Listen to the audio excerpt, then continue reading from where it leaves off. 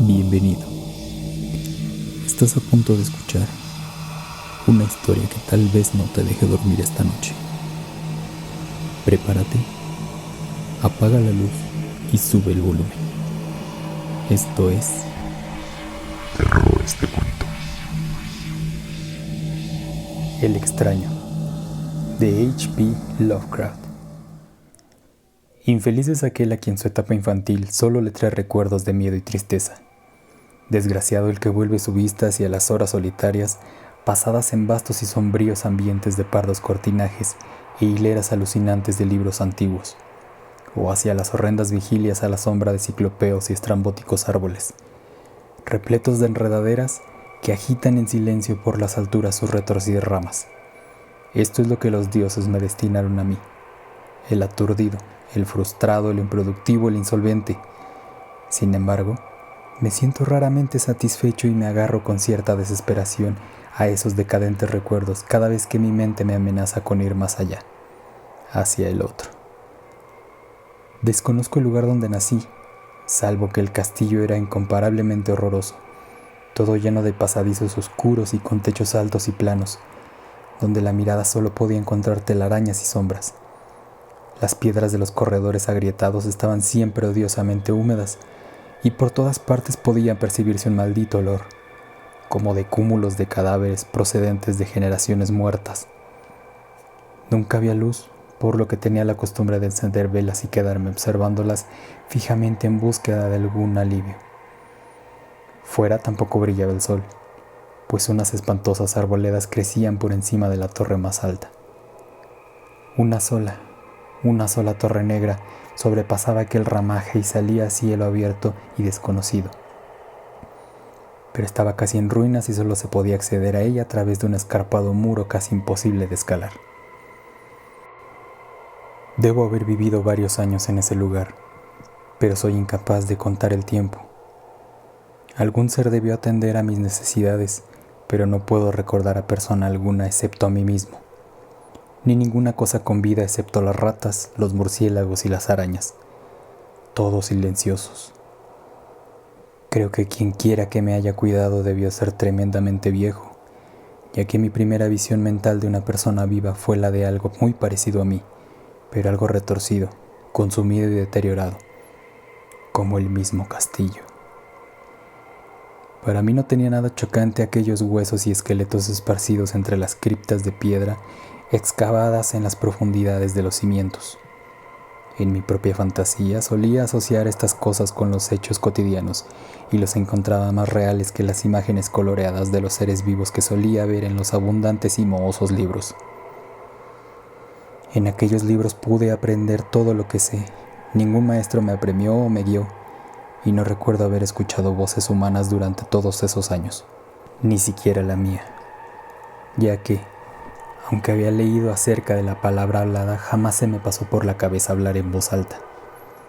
Mi aspecto era además una cuestión lejana a mi mente, pues no existían espejos en el castillo y me limitaba, por mero instinto, a verme a mí mismo como un semejante a esas figuras juveniles que veía dibujadas o pintadas en los libros. Solo tenía conciencia de mi juventud a causa de lo poco que podía recordar. En el exterior, acostado en el foso fétido bajo los árboles tétricos y silenciosos, solía pasarme las horas enteras soñando sobre lo que había leído en los libros. Añoraba poder verme entre gentes alegres en el soleado universo situado más allá de la interminable espesura. Una vez intenté escapar de aquel bosque, pero a medida que me alejaba del castillo, las sombras se volvían más densas y el aire se impregnaba aún más de crecientes temores. De manera que comencé a correr frenéticamente por el camino ya andado, no fuera a perderme en aquel laberinto de fúnebre silencio. Y de esa forma, a través de crepúsculos sin fin, me veía obligado a soñar y esperar, sin saber exactamente qué, hasta que en mi oscura soledad el deseo de luz se hizo tan patente que ya no fui capaz de quedarme inactivo y mis suplicantes manos se alzaron hacia esa única torre en ruinas que por encima de la arboleda se acercaba a un cielo exterior y desconocido. Y por fin me decidí a escalar aquella torre aunque me cayera, ya que para mí ya era mejor apreciar unos segundos el cielo y perecer que seguir viviendo sin poder contemplar jamás el día. Bajo la húmeda luz del crepúsculo ascendí aquellos viejos peldaños de piedra hasta llegar a un nivel en el que se interrumpían, y de ahí en adelante, trepando por pequeñas hendiduras en las que apenas entraba un pie, continué mi peligrosa ascensión. Horrible y espantoso era aquel cilindro de roca inerte y sin peldaños, oscuro, en ruinas y solitario, todo siniestro con el mudo aleteo de los espantados murciélagos.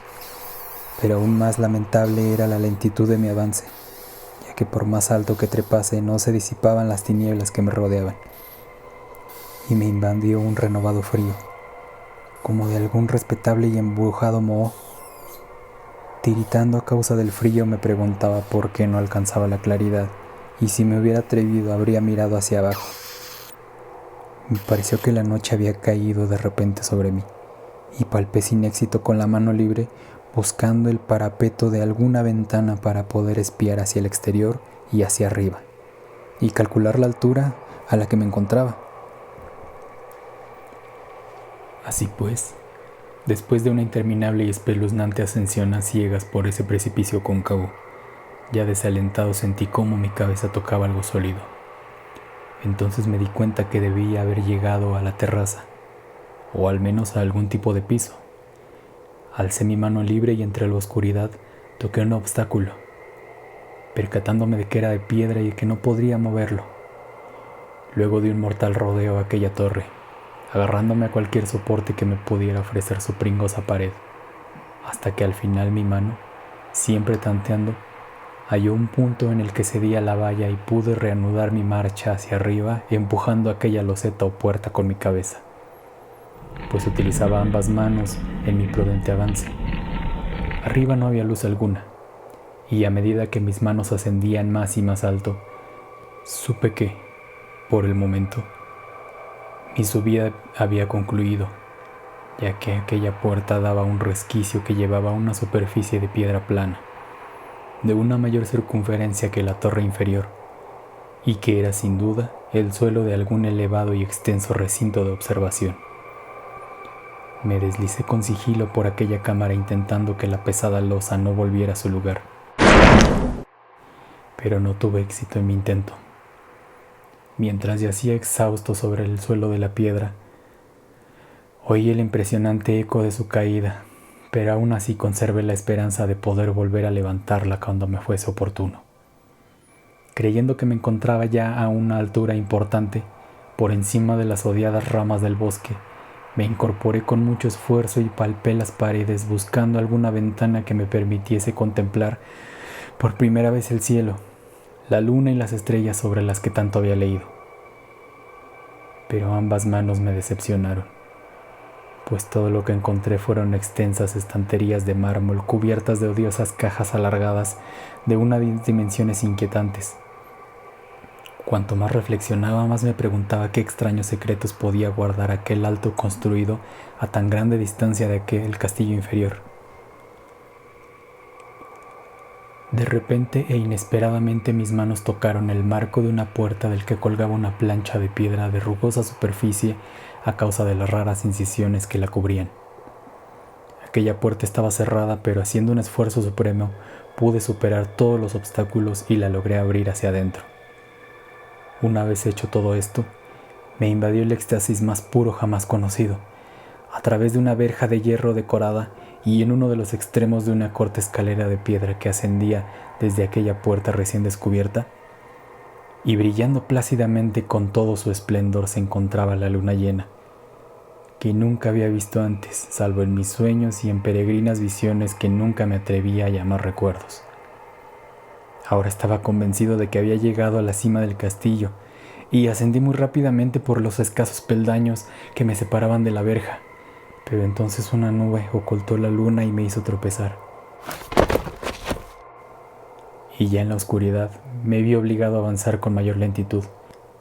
Todavía se encontraba todo muy oscuro cuando llegué a la verja, que me encontré abierta tras una meticulosa exploración, pero no quise atravesarla por miedo a precipitarme desde aquella imponente altura que había alcanzado. Luego volvió a aparecer la luna. De todos los impactos que se pueden imaginar, Ninguno es tan diabólico como el de lo inescrutable y groseramente inconcebible. Nada de que había soportado hasta entonces se podía comparar al terror que producía lo que estaba viendo. Y ni qué decir de las maravillas extraordinarias que aquel espectáculo implicaba.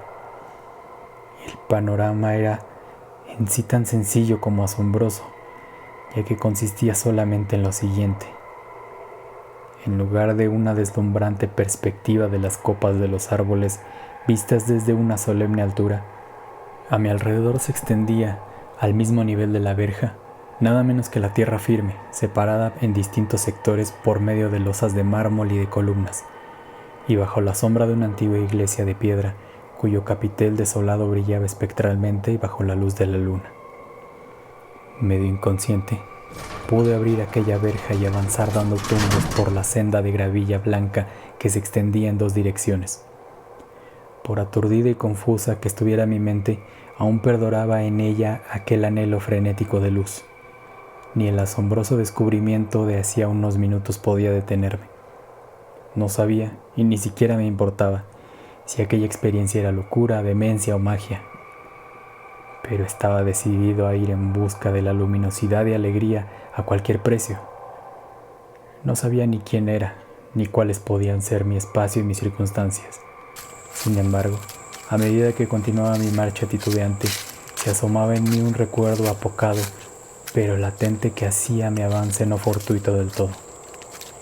Sin un rumbo fijo por campo abierto, en ocasiones sin perder de vista el camino, y otras abandonándolo para poder internarme, lleno de toda curiosidad, por unas praderas en las que apenas alguna ruina ocasional revelaba la presencia, en tiempos remotos, de una olvidada cañada. En cierto momento me vi obligado a cruzar a nado un rápido río, en el que unos restos agrietados y mohosos hablaban de cierto puente que mucho tiempo atrás había desaparecido. Ya habían transcurrido algo más de 2 horas, cuando alcancé lo que en apariencia era mi meta. Un honorable castillo recubierto de hiedras, situado en un gran parque con una espesa arboleda, de una alucinante familiaridad para mí, y a pesar de ello, repleto de novedades intrigantes. Observé cómo el foso había sido rellenado y que algunas de las torres que también conocía se habían demolido, al mismo tiempo que se levantaban nuevas alas que confundían al observador. Pero lo que contemplé con el máximo interés y disfruté fueron sus ventanas abiertas, inundadas de una radiante claridad que enviaba al exterior los ecos del más alegre de los banquetes. Aproximándome a una de ellas observé su interior y contemplé a un grupo de personas vestidas de manera muy rara, que conversaban entre sí con una gran algarabía. Como nunca había oído voz humana alguna, no podía adivinar lo que decían. Algunos de sus rostros mostraban expresiones que despertaban en mí recuerdos muy distantes y otros me eran totalmente ajenos. Salté por aquella ventana y entré en la habitación, iluminada brillantemente, a la vez que mi mente pasaba del único momento de ilusión a la más oscura de las desesperanzas. Aquella pesadilla apenas tardó en llegar, ya que, nada más entrar, se produjo una de las reacciones más espeluznantes que yo habría podido imaginar. Apenas había terminado de cruzar aquel umbral cuando entre todos los presentes se produjo un inesperado y repentino pánico, de terrible intensidad que distorsionaba sus rostros y arrancaba de todas aquellas gargantas los gritos más aterradores.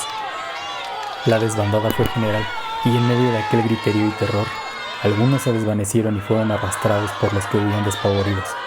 Muchos se tapaban los ojos con las manos y corrían a ciegas llevándose por delante todo lo que encontraban a su paso, derribando muebles y golpeándose contra las paredes en un desesperado intento de llegar a alguna de las múltiples puertas. Solo y aturdido, en aquel radiante lugar, escuchando los ecos cada vez más lejanos de aquellos horrorosos gritos, comencé a temblar, pensando en qué podía ser lo que me acechaba sin que yo lo pudiese ver. A primera vista el lugar parecía estar vacío, pero cuando me dirigí a una de las habitaciones creí detectar cierta presencia. Una especie de amago de movimiento al otro lado de un arco dorado que llevaba a otra habitación.